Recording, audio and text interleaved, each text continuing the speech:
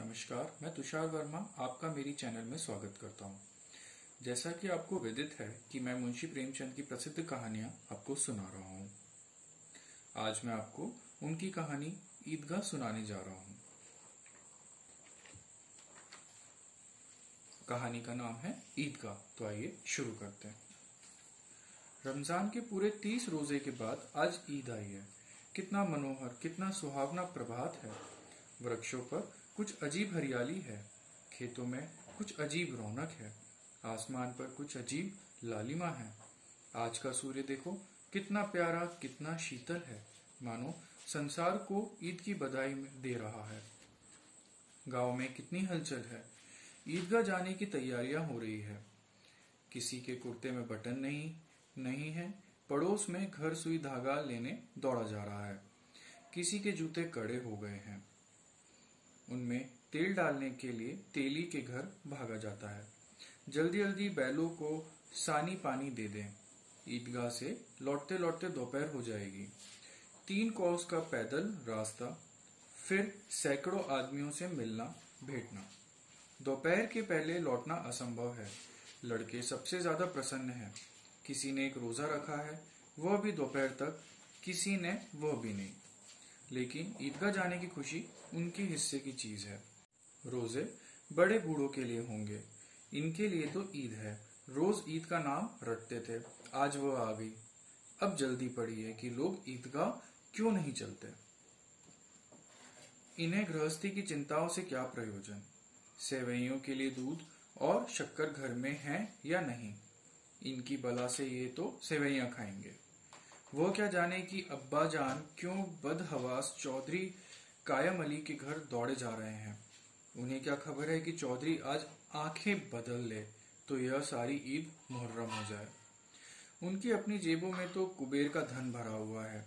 बार बार जेब से अपना खजाना निकालते गिनते और खुश होकर फिर रख लेते। महमूद गिनता है 1, 2, 10, 12। उसके पास 12 पैसे हैं। मोहसिन के पास 1, 2, 3, 8, 9, 15 पैसे हैं। इन्हीं अनगिनत पैसों में अनगिनत चीजें लाएंगे। खिलौने, मिठाइयां, बिगुल, गेंद और न जाने क्या क्या। और सबसे ज्यादा प्रसन्न है हामिद। वह 4-5 साल का गरीब सूरत दुबला पतला लड़का, जिसका बाप गत वर्ष हैजे की भेंट हो गया और माँ न जाने क्यों पीली होती होती एक दिन मर गई। किसी को पता न चला क्या बीमारी है। कहती भी तो कौन सुनने वाला था। दिल पर जो कुछ बीतती थी वो दिल में ही सहती थी, और जब न सहा जाए तो संसार से विदा हो गई। अब हामिद अपनी बूढ़ी दादी अमीना की गोद में सोता है और उतना ही प्रसन्न है। उसके अब्बा जान रुपए कमाने गए हैं, बहुत से थैलियां लेकर आएंगे। अब्बा जान अल्लाह मियाँ के घर से उनके लिए बड़ी अच्छी अच्छी चीजें लाने गई हैं, इसलिए हामिद प्रसन्न है। आशा तो बड़ी चीज है, और बच्चों का आशा उनकी कल्पना तो राई का पर्वत बना लेती है। हामिद के पांव में जूते नहीं हैं, सिर पर एक पुरानी धुरानी टोपी है जिसका गोट गला पड़ गया है, फिर भी वो प्रसन्न है। जब उसके अब्बा जान थैलियों और अम्मी जान नियामतें लेकर आएंगी तो वो दिल के अरमान निकाल लेगा। तब देखेगा महमूद, मोहसिन, नूरे और सम्मी कहां से उतने पैसे निकालेंगे। अभागिन अमीना अपनी कोठरी में बैठी रो रही है। आज ईद का दिन है और उसके घर में दाना नहीं। आज आबिद होता तो क्या इसी तरह ईद आती और चली जाती। इस अंधकार और निराशा में वो डूबी जा रही थी। किसने बुलाया था इस नगोड़ी ईद को। इस घर में उसका क्या काम नहीं है, लेकिन हामिद, उसे किसी के मरने जीने से क्या मतलब। उसके अंदर प्रकाश है, बाहर आशा। विपत्ति अपना सारा दल बदल लेकर आए। हामिद की आनंद भरी चितवन उसका विध्वंस कर देगी। हामिद भीतर जाकर दादी से कहता है, तुम डरना नहीं अम्मा, मैं सबसे पहले आऊंगा, बिल्कुल न डरना। अमीना का दिल कचोट रहा था। गांव के बच्चे अपने अपने बाप के साथ जा रहे हैं। हामिद का बाप अमीना के सिवा और कौन है। उसे कैसे अकेले मेले में जाने दें। उस भीड़ भाड़ में बच्चा कहीं खो जाए तो क्या हो। नहीं, अमीना उसे यूं न जाने देगी। नन्ही सी जान, 3 कोस चलेगा कैसे? पैर में छाले पड़ जाएंगे। जूते भी तो नहीं है। वह थोड़ी थोड़ी दूर पर उसे गोद ले लेगी, लेकिन यहाँ सेवैयां कौन पकाएगा? पैसे होते तो लौटते लौटते सब सामग्री जमा करके चटपट बना लेती। यहाँ तो घंटों चीजें जमा करते लगेंगे। मांगे ही का तो भरोसा ठहरा। उस दिन फहीमन के कपड़े सिए थे। 8 आने पैसे मिल गए थे। उस अठन्नी को ईमान की तरह बचाती चली जाती थी इसी ईद के लिए, लेकिन कल ग्वालंसर पर सवार हो गई तो क्या करती? हामिद के लिए कुछ नहीं है तो 2 पैसों का दूध तो चाहिए ही। अब तो कुल 2 आने के पैसे बचे रह गए। 3 पैसे हामिद की जेब में, 5 अमीना के बटवे में है।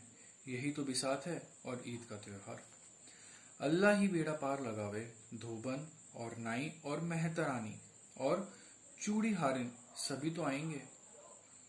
सभी को सेवैयां चाहिए और थोड़ा किसी की आंख नहीं लगता। किस से मुंह चुराएगी और मुंह चुराए और क्या मुंह चुराए? साल भर का त्योहार है। जिंदगी खैरियत से रहे, उनकी तकदीर भी तो उसी के साथ है। बच्चे को खुदा सलामत रखे, ये दिन भी कट जाएंगे। गांव में मेला चला और बच्चों के साथ हामिद भी जा रहा था। कभी सबके सब दौड़ आगे निकल जाते, फिर किसी पेड़ के नीचे खड़े होकर साथ वाले का इंतजार करते।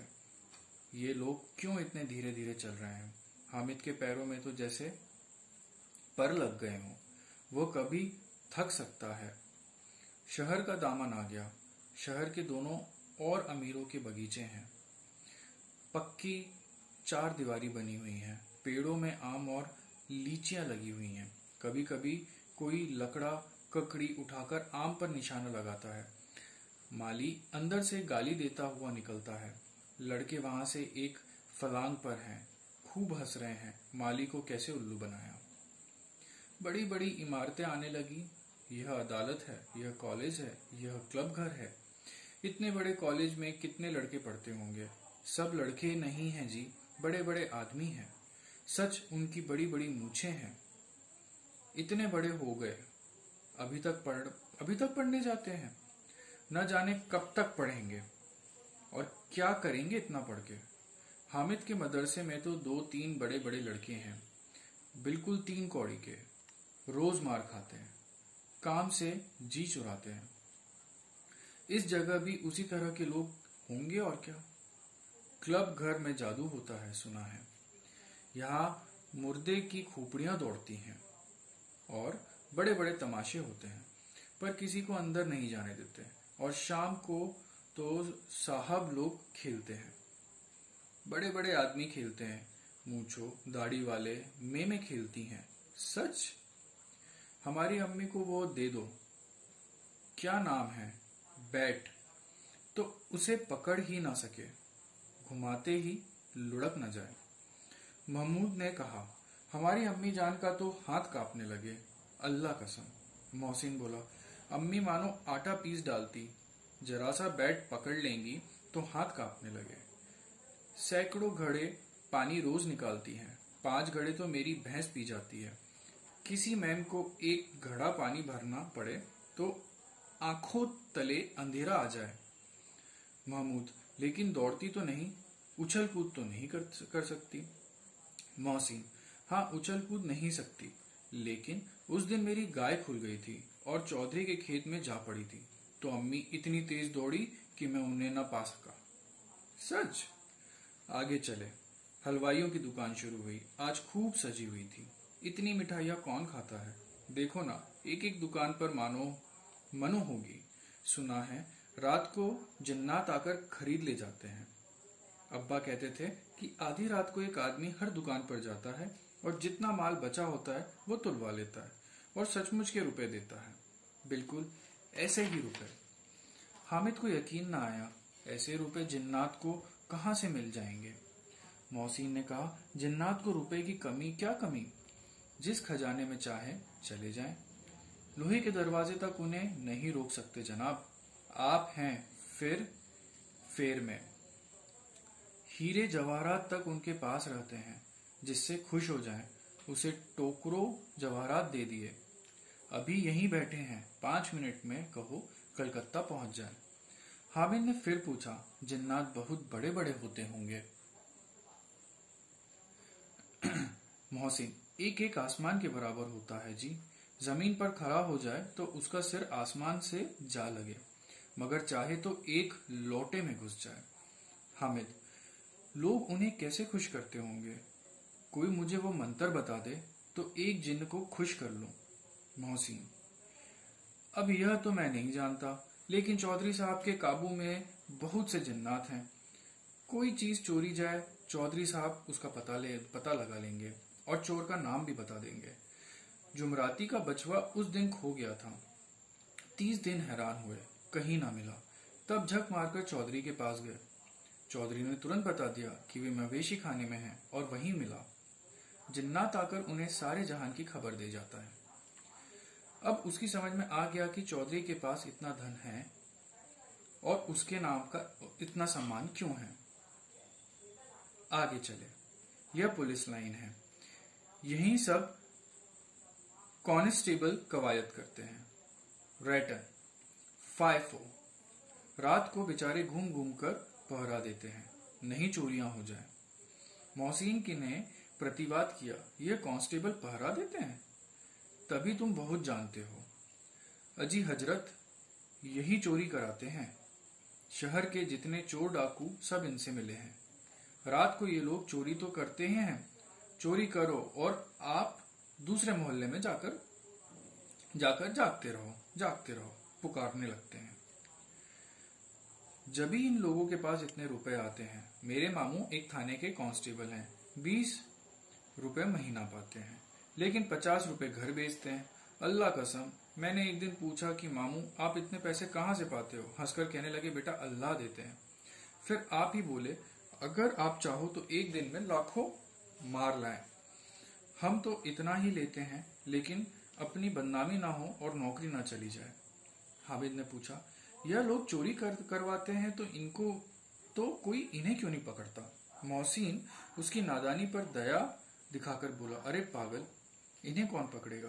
पकड़ने वाले तो खुद हैं, यही लोग हैं। लेकिन अल्लाह इन्हें सजा भी खूब देता है। हराम का माल हराम में जाता है। थोड़े ही दिन हुए, मामू के घर में आग लग गई। सारी लेई पूंजी जल गई, एक बर्तन न बचा। कई दिन पेड़ के नीचे सोए, अल्लाह कसम पेड़ के नीचे। फिर न जाने कहां से 100 कर्ज लाए तो बर्तन भांडे आए। हामिद, 100 तो 50 से ज्यादा होते हैं। कहाँ 50 कहाँ 100? 50 एक थाली भर होता है, 100 तो 2 थालियों में भी ना आवे। अब बस्ती घनी होने लगी थी। ईदगाह जाने वालों की टोलियां नजर आने लगी, एक से एक भड़कीले वस्त्र पहने हुए। कोई इक्के तांगे पर सवार, कोई मोटर पर। सभी इत्र में बसे, सभी के दिलों में उमंग। ग्रामीणों का यह छोटा सा दल अपनी विपन्नता से बेखबर, संतोष और धैर्य में मगन चला जा रहा था। बच्चों के लिए नगर की सभी चीजें अनोखी थी। जिस चीज की ओर ताकते ताकते ही रह जाते, और पीछे से बार बार हॉर्न की आवाज होने पर भी न चकते। हामिद तो मोटर के नीचे जाते जाते बचा। सहसा ईदगाह नजर आया। ऊपर इमली के घने वृक्षों की छाया, नीचे पक्की फर्श है जिस पर जाजिम बिछा हुआ है, और रोजेदारों की पंक्तियों एक के पीछे एक न जाने कहां तक चली गई है, पक्के जगत के नीचे तक, जहां जाजिम भी नहीं है। नए आने वाले आकर पीछे की कतार में खड़े हो जाते हैं। आगे जगह नहीं है। यहाँ कोई धन और पद नहीं देखता। इस्लाम की निगाह में सब बराबर हैं। इन ग्रामीणों ने भी वजू किया और पिछली पंक्ति में खड़े हो गए। कितना सुंदर संचालन है, कितनी सुंदर व्यवस्था। लाखों सिर एक साथ सजदे के में झुक जाते हैं, फिर सब के सब एक साथ खड़े हो जाते हैं, एक साथ झुकते हैं और एक साथ घुटनों के बल बैठ जाते हैं। कई बार यही क्रिया होती है, जैसे बिजली की लाखों बत्तियां एक साथ प्रदीप्त हो और एक साथ बुझ जाएं, और यही क्रम चलता रहता है। कितनी अपूर्व दृश्य था, जिसकी सामूहिक क्रियाएं, विस्तार और अनंतता हृदय को श्रद्धा, गर्व और आत्मानंदन से भर देती थी। मानो भातृत्व का एक सूत्र इन समस्त आत्माओं को एक लड़ी में पिरोए हुए है। नमाज खत्म हो गई है, लोग आपस में गले मिल रहे हैं, तभी मिठाई और खिलौनों की दुकान पर धावा होता है। ग्रामीणों का यह दल इस विषय में बालकों से कम उत्साही नहीं है। यह देखो, हिंडोला है, 1 पैसा देकर चढ़ जाओ। कभी आसमान पर जाते हुए मालूम होंगे, कभी जमीन पर गिरते हुए। यह चरखी है, लकड़ी के हाथी, घोड़े, ऊंट छड़ों से लटकते हुए हैं। 1 पैसा देकर बैठ जाओ और 25 चक्करों का मजा लो। महमूद और मोहसिन और नूरे और सम्मी इन घोड़ों और ऊंटों पर बैठते हैं। हामिद दूर खड़ा है। 3 ही पैसे तो उसके पास हैं। अपने कोष का तिहाई जरा सा चक्कर खाने के लिए नहीं दे सकता। सब चरखियां से उतरते हैं, अब खिलौने लेंगे। इधर दुकानों की कतार भी लग गई हुई है। तरह तरह के खिलौने हैं, सिपाही और गुजरिया, राजा और वकील, भिश्ती और धोबिन और साधु। वाह, कितने सुंदर खिलौने हैं। अब बोला ही चाहता है। महमूद सिपाही लेता है, खाकी वर्दी और लाल पगड़ी वाला, कंधे पर बंदूक रखे हुए। मालूम होता है अभी कवायद किए चला आ सकता है। मोहसिन को भिश्ती पसंद आया, कमर झुकी है, ऊपर मशक रखे हुए हैं। मशक का मुंह एक हाथ से पकड़े हुए है।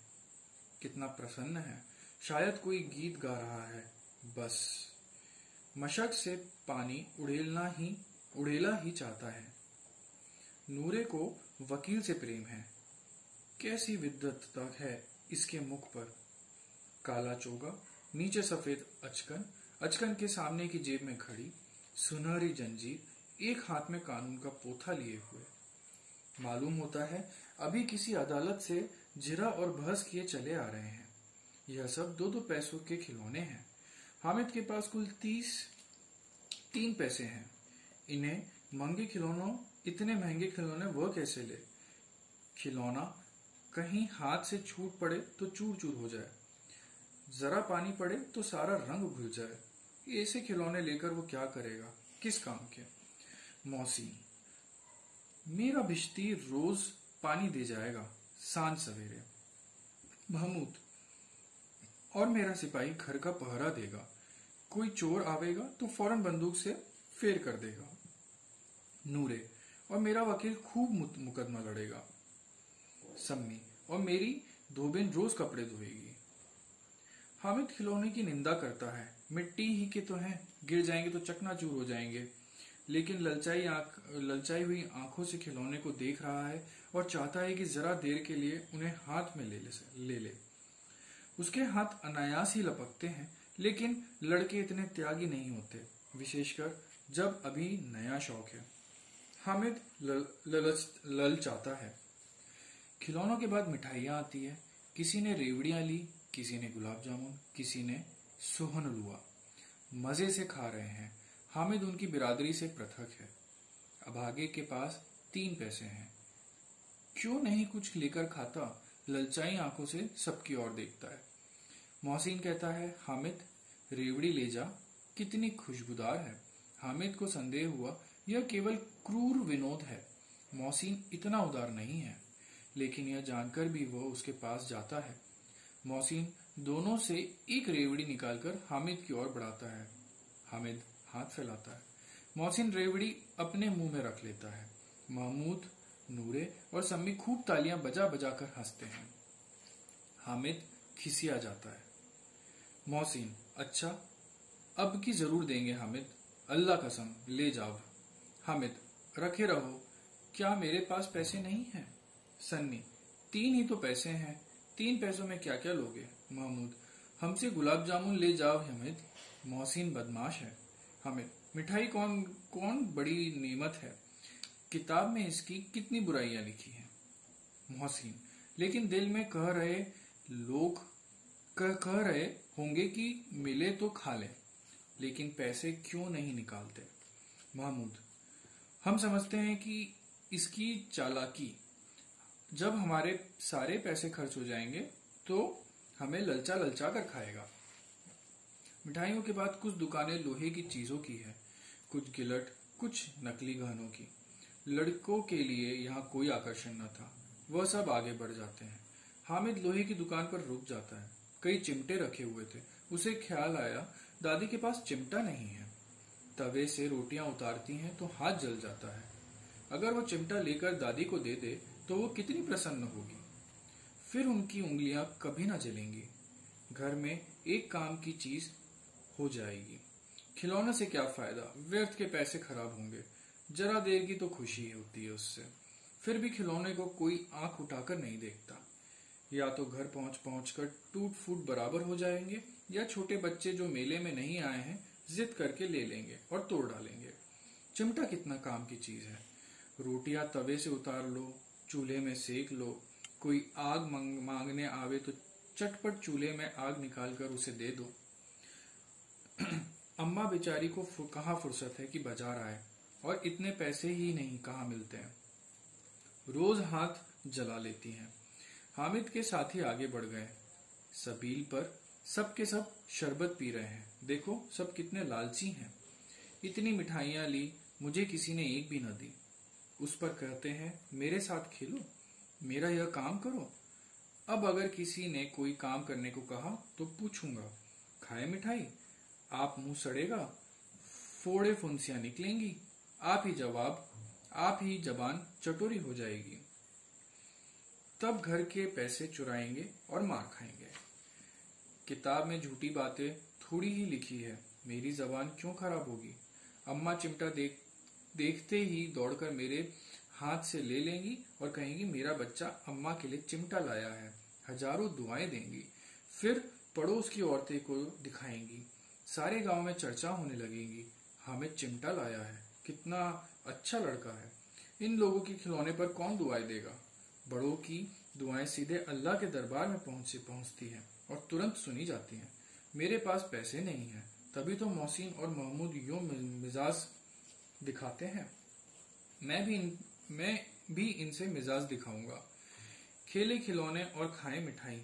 मैं नहीं खेलता खिलौने, किसी का मिजाज क्यों सहूं।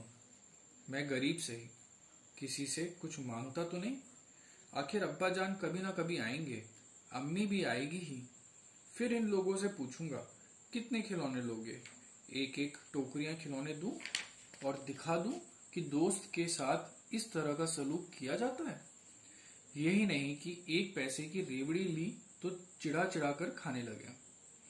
सबके सब खूब हंसेंगे कि हामिद ने चिमटा लिया है। हंसे मेरी बला से। उसने दुकानदार से पूछा ये चिमटा कितने का है। दुकानदार ने उसकी ओर देखा और कोई आदमी साथ न देखकर कहा यह तुम्हारे काम की चीज नहीं है। बिकाऊ है। बिकाऊ क्यों नहीं है और यहाँ क्यों लाद लाए हैं, तो बताते क्यों नहीं। क्या पैसे का है। 6 पैसे लगेंगे। हामिद का दिल बैठ गया। ठीक ठीक 5 पैसे लगेंगे, लेना हो तो लो, नहीं तो चलते बनो। हामिद ने कलेजा मजबूत करके कहा 3 पैसे लोगे।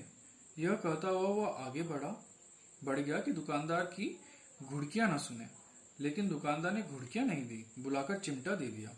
हामिद ने उसे इस समय कंधे पर रखा मानो बंदूक है और शान से अकड़ता हुआ संगियों के पास आया। जरा सुने सब के सब क्या क्या आलोचना करते हैं। मोहसिन ने हंसकर कहा यह चिमटा क्यों ले आए पागल, इसे क्या करेगा। हामिद ने चिमटे को जमीन पर पटक कर कहा जरा अपना भिश्ती जमीन पर गिरा दो, सारी पसलियां चूर चूर हो जाएगी बच्चों की। महमूद बोला तो यह चिमटा कोई खिलौना है। हामिद खिलौना क्यों नहीं, अभी कंधे पर रखा बंदूक हो गई है। हाथ में लिया फकीरों का चिमटा हो गया। चाहूं तो इससे मजीरे का काम ले सकता हूँ। एक चिमटा जमा दूं तो तुम लोगों के सारे खिलौने की जान निकल जाए। तुम्हारे खिलौने कितना ही जोर लगावे, वे मेरे चिमटे का बाल बांका नहीं कर सकते। मेरा बहादुर शेर चिमटा। सम्मी ने खंजरी ली थी, प्रभावित होकर बोला मेरी खंजरी से बदलोगे। 2 आने की है। हामिद ने खंजरी की ओर उपेक्षा से देखा। मेरा चिमटा चाहे तो तुम्हारी खंजरी का पेट फाड़ डाले। बस एक चमड़े की झिल्ली लगा दी। ढप ढप बोलने लगी। जरा सा पानी लग जाए तो खत्म हो जाए। मेरा बहादुर चिमटा आग में, पानी में, तूफान में बराबर खड़ा रहेगा। चिमटे ने सभी को मोहित कर लिया। लेकिन अब पैसे किसके पास धरे। फिर मेले से दूर निकल आए। 9 कब के बज गए। धूप तेज हो रही है। घर पहुंचने की जल्दी हो रही थी। बाप से जिद भी करे तो चिमटा नहीं मिल सकता। हामिद है बड़ा चालाक, इसलिए बदमाश ने अपने पैसे बचा रखे थे। अब बालकों के 2 दल हो गए। मोहसिन, महमूद, सन्नी और नूरे एक तरफ हैं, हामिद अकेला दूसरी तरफ। शास्त्र हो रहा है। सम्मी तो विधर्मी हो गया, दूसरे पक्ष से जा मिला, लेकिन मोहसिन, महमूद और नूरे भी हामिद से 1-1, 2-2 साल बड़े होने पर भी हामिद के आघातों से आतंकित हो उठे। उसके पास न्याय का बल है और नीति की शक्ति। एक और मिट्टी है, दूसरी ओर लोहा। जो इस वक्त अपने को फौलाद कह रहा है वह अजय है, घातक है। अगर कोई शेर आ जाए तो मियाँ भिश्ती के छक्के छूट जाए।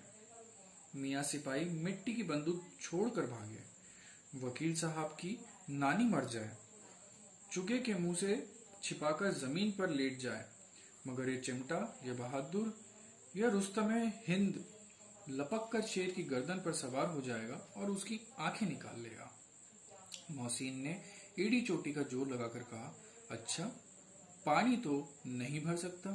हामिद ने चिमटे को सीधा खड़ा करके कहा, भिश्ती को एक डांट बताएगा तो दौड़ा हुआ पानी लाकर उसके द्वार पर छिड़कने लगेगा। मोहसिन परास्त हो गया, पर महमूद ने कुमक पहुंचाई, अगर बच्चा पकड़ जाए तो अदालत में बंदे बंदे फिरेंगे, तब वकील साहब के ही पैर उठ पड़ेंगे। हामिद इस प्रबल तर्क का जवाब न दे सका। उसने पूछा, हमें पकड़ने कौन आएगा?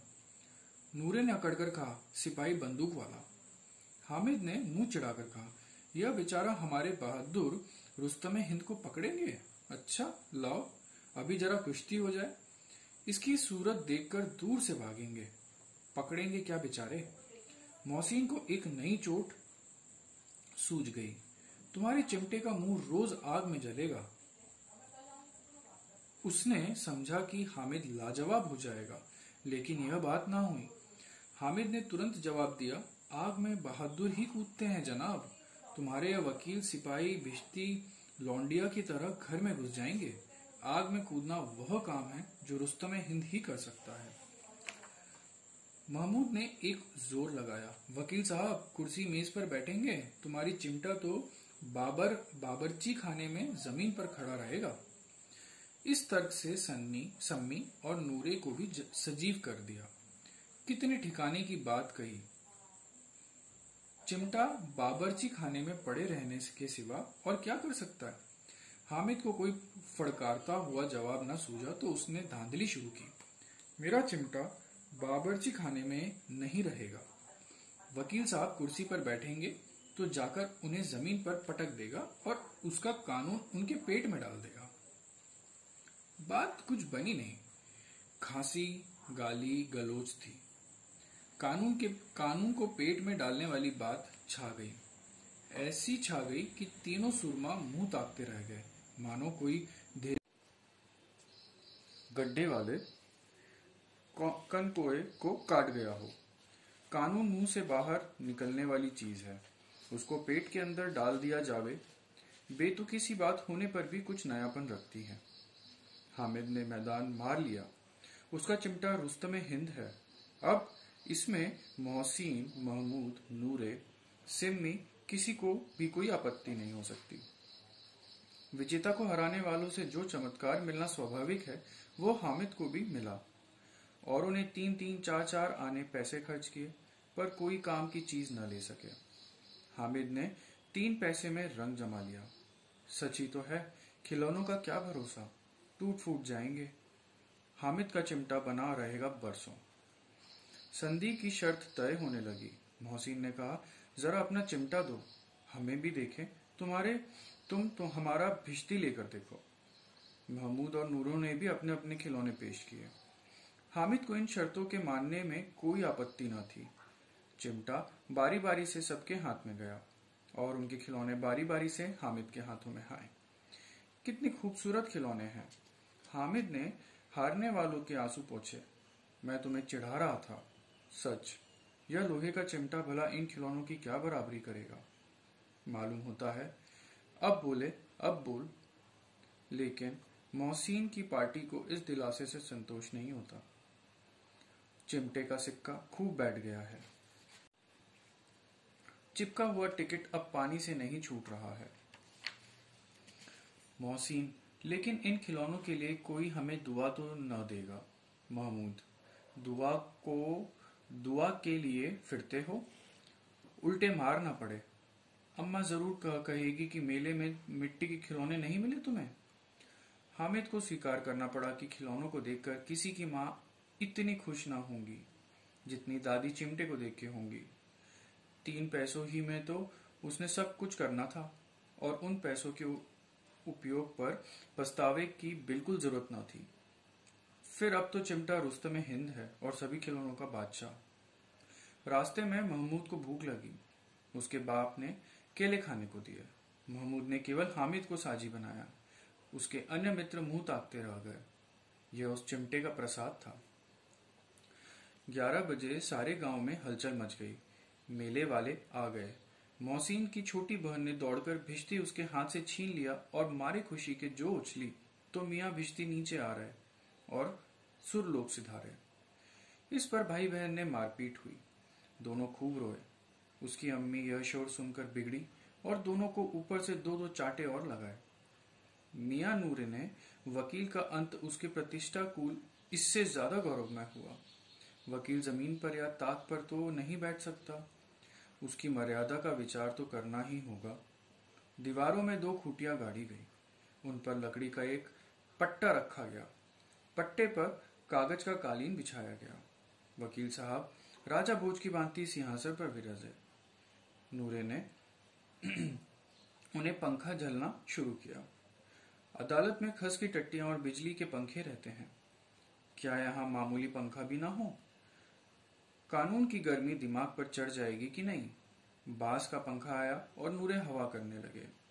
मालूम नहीं पंखे की हवा से ये पंखे की चोट से वकील साहब स्वर्लोक से मृत्युलोक में आ रहे हैं और उनका माटी का चोला माटी में मिल गया। फिर बड़े जोर शोर से मातम हुआ और वकील साहब की अस्थि धूर पर डाल दी गई। अब रहा महमूद का सिपाही। उसे चटपट गांव का पहरा देने का चार्ज मिल गया। लेकिन पुलिस का सिपाही कोई साधारण व्यक्ति तो था नहीं जो अपने पैरों पर चले। वो पालकी पर चलेगा। एक टोकरी आई। उसमें कुछ लाल रंग के फटे पुराने चीथड़े बिछाए गए। उसमें सिपाही साहब आराम से लेटे। नूरे ने यह टोकरी उठाई और अपने द्वार का चक्कर लगाने लगे। उसके दोनों छोटे भाई सिपाही की तरफ से छूने वाले जागते रहो पुकारते रहे। अगर रात में अंधेरा ही होना चाहिए, महमूद को ठोकर लग जाती है। टोकरी उसके हाथ से छूटकर गिर पड़ती है और मियाँ सिपाही अपनी बंदूक लिए जमीन पर आ जाते हैं और उनकी एक टांग विकार आ जाता है। महमूद को आज ज्ञात हुआ कि वो अच्छा डॉक्टर है। उसको ऐसा मरहम मिल गया है जिससे वो टूटी टांग को आनन फानन जोड़ सकते हैं।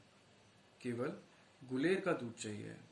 गुलर का दूध आता है, टांग जोड़ दी जाती है, लेकिन सिपाही को ज्यों ही खड़ा किया जाता है, टांग जवाब दे जाती है। शल्य क्रिया असफल हुई।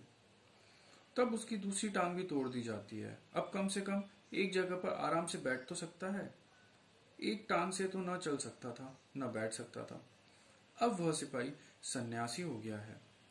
अपनी जगह पर बैठा बैठा पहरा देता है। कभी कभी देवता भी बन जाता है।